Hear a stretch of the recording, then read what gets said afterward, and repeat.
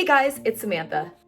I honestly don't know how to start these kinds of videos, but we're gonna make it work. I've talked about this on my other platforms a bit, but one of my goals for 2025 was to start uploading more long-form content onto YouTube.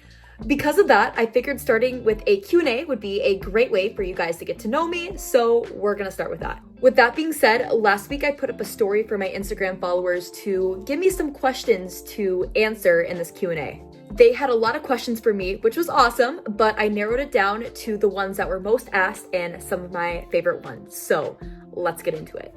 Okay, question 1, how old are you? I am 19 years old.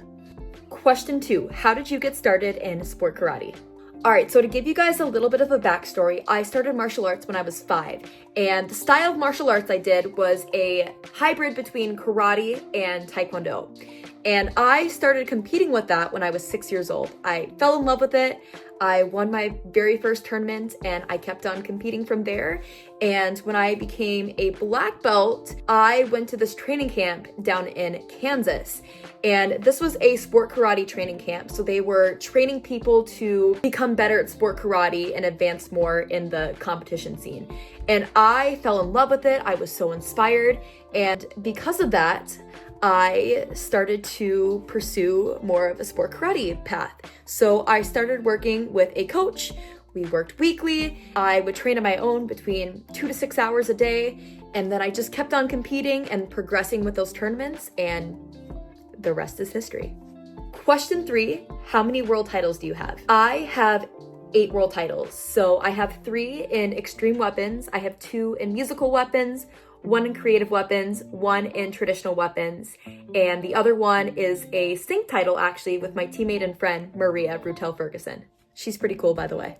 Question 4, what is my ideal dream job? I've always wanted to do stunts. I always thought like that would be so much fun. Tricking and like flips has never been my thing.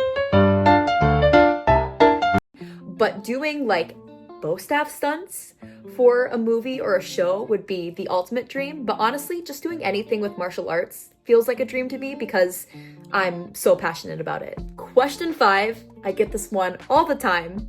How tall are you? Drum roll, please. My answer to that is 5'4" on a good day. Let's move on.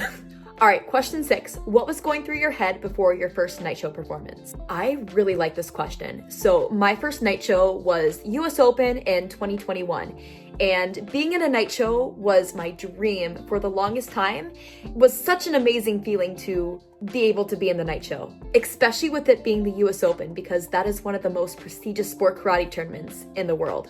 Now, with that being said, and also because it was my first one, I was very nervous beforehand, and especially just seeing all the people just in the audience and everything, I was definitely feeling pretty nervous. But I just made sure to block out the people around me and all the noise, and that just really helped me to feel better. Question 7, what are my top 3 favorite foods?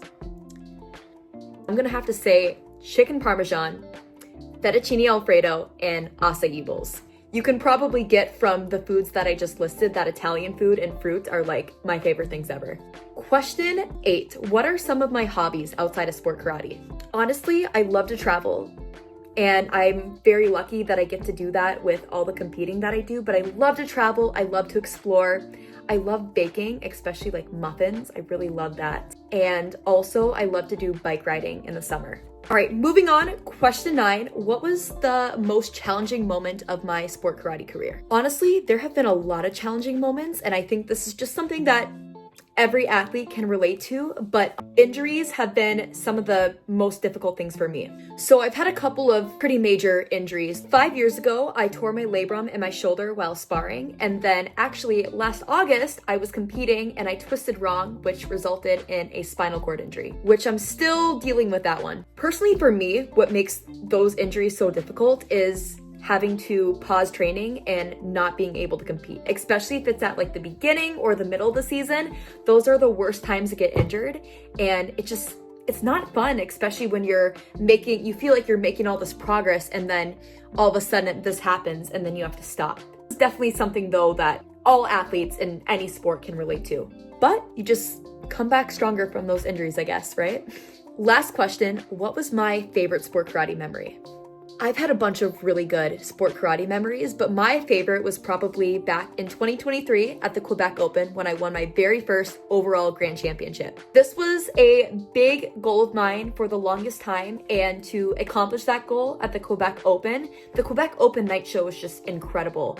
It's a big arena and you have thousands of people sitting in the arena with 360-degree seating, and it's just such an amazing experience. So to be able to win that overall grand championship there, and just with the support of my teammates and family and everybody, it was just such an amazing experience, and I don't think there was a better moment for that to happen for me.